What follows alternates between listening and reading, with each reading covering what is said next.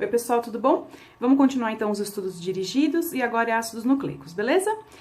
Se vocês quiserem acompanhar pela apostila, tá na página 36, ok? Vamos lá.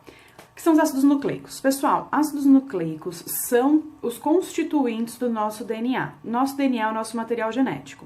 O material genético, ele é responsável pela formação de características individuais e hereditárias e ele é responsável pelo funcionamento do nosso organismo. Então, o DNA é quem comanda todo o nosso organismo. Então, a gente vai fazer ou deixar de fazer o que o DNA manda que as nossas células façam. Beleza?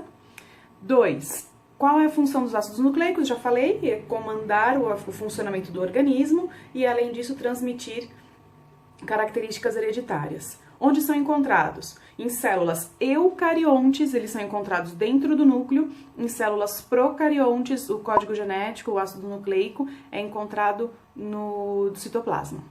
3. Quais são os tipos de ácidos nucleicos? A gente tem DNA e RNA. Pessoal, se ele chama ácido nucleico, é porque o caráter dele é um caráter ácido. DNA e RNA, ok? DNA chama ácido desoxirribonucleico e o RNA chama ácido ribonucleico. 4. Do que são formados nucleotídeos e o que eles compõem? Então, ácidos nucleicos são os constituintes do DNA, do material genético. E cada ácido nucleico é constituído por nucleotídeos. O nucleotídeo, por sua vez, tem 3 partes fundamentais, que é um açúcar, que é uma pentose, tá? Que é um monossacarídeo, com 5 carbonos, um grupo fosfato, da importância da gente consumir fósforo. A gente precisa de fósforo para todas as nossas células, visto que compõe o nosso material genético. E uma base nitrogenada, certo? Ok. Quais são as bases nitrogenadas, como elas se ligam e quais são as duplas formadas? Seguinte, nós temos 4 bases nitrogenadas no DNA e 4 bases nitrogenadas no RNA. No DNA nós temos adenina, citosina, guanina e timina. No RNA a gente tem uma que é diferente.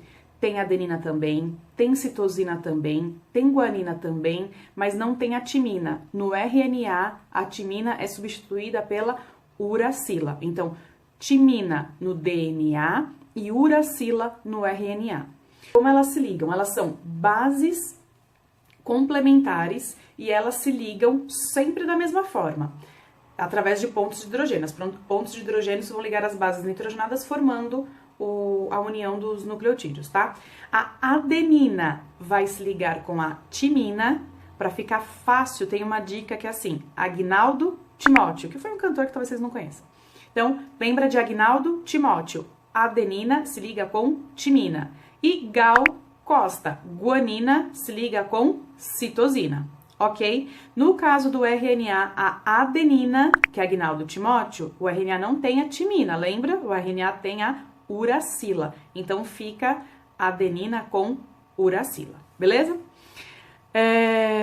Quais são as principais diferenças de DNA e RNA? Então, ok, DNA, ela é formada por uma dupla hélice, ou seja, o DNA é composto por 2 longos filamentos e nesses filamentos estão as bases nitrogenadas, certo?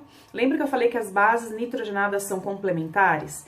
Elas se ligam. Então, eu tenho um pedaço da fita com as bases nitrogenadas na ponta, o outro lado da fita com as bases complementares. Elas vão se ligar formando uma fita dupla, ok?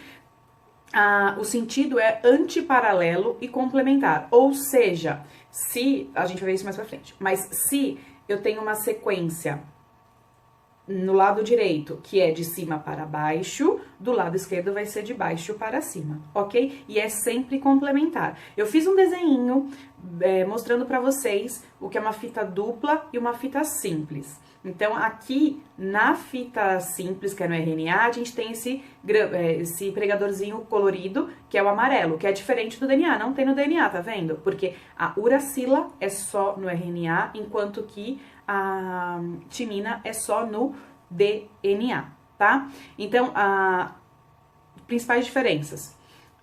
O DNA, ele é uma dupla fita antiparalela e o DNA em 3D, ele é retorcido, ele vira uma espiral, tá? Quando a gente encontra as estruturas desenhadas, esquematizadas, sempre é essa dupla hélice em espiral. O RNA é uma fita simples, ok? E ele tem a uracila, enquanto que o DNA tem a timina, beleza? O que mais? Vamos lá. Tá. Além disso, o RNA, a gente tem 3 tipos de RNA. Além daquele RNA que vai ser transformado na duplicação do DNA, a gente tem o RNA ribossômico, RNA mensageiro e RNA transportador. O que o ribossômico faz? A gente vai ver mais pra frente que todo ribossomo produz proteínas. Então, o RNA ribossômico aderido não, junto com os ribossomos, vai produzir as proteínas do nosso organismo. O RNA mensageiro faz com que as mensagens do DNA cheguem até o RNA ribossômico. DNA é como se fosse um livro de receita. O DNA sabe como fazer as nossas estruturas, as nossas proteínas. Só que ele não faz. Quem põe a mão na massa, vai ser o RNA ribossômico e o ribossomo. E esse RNA mensageiro vai pegar as informações do DNA e levar para o RNA ribossômico. E por último, a gente tem o RNA transportador, que vai transportar os aminoácidos para o ribossomo poder fazer as proteínas. É como se ele levasse os ingredientes. Então, o ribossomo é o cozinheiro, é quem vai produzir junto com o RNA ribossômico.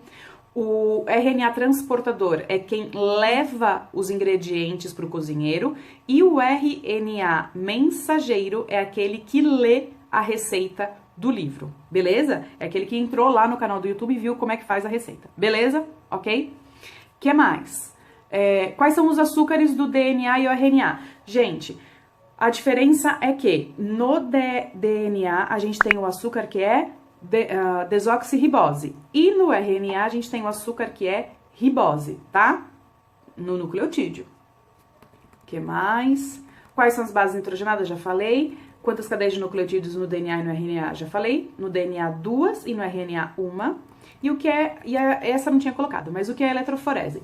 Vocês têm visto falar bastante de PCR para falar do coronavírus? O que é o PCR? PCR é um método laboratorial que eu aumento a quantidade de DNA para eu conseguir fazer um estudo.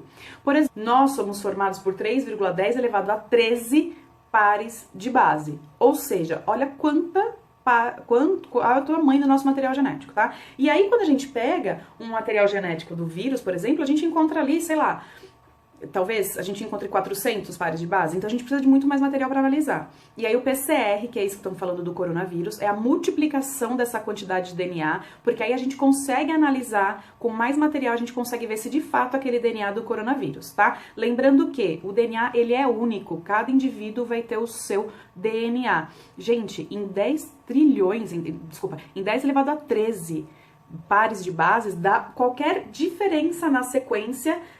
Se eu trocar uma letrinha, eu já tenho um indivíduo diferente, tá? O único indivíduo que tem o DNA igual é o gêmeo univitelino. Ele tem o DNA igual do seu irmão, tá?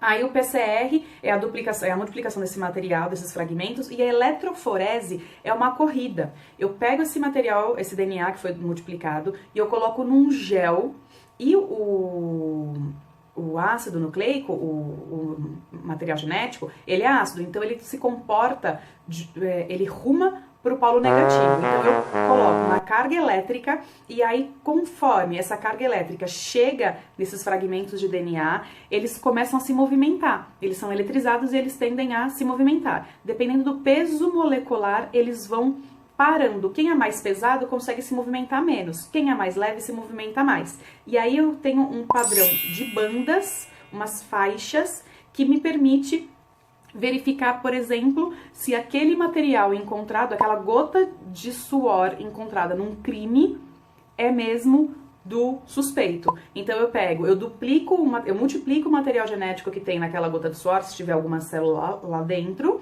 E aí eu consigo comparar, e eu tiro o sangue, por exemplo, da pessoa que está sendo interrogada, e eu comparo essa corrida. Se as marquinhas, se as bandas forem muito parecidas, é porque é a mesma pessoa, tá? Beleza? Então, é isso. Beijo. Semana que vem a gente volta.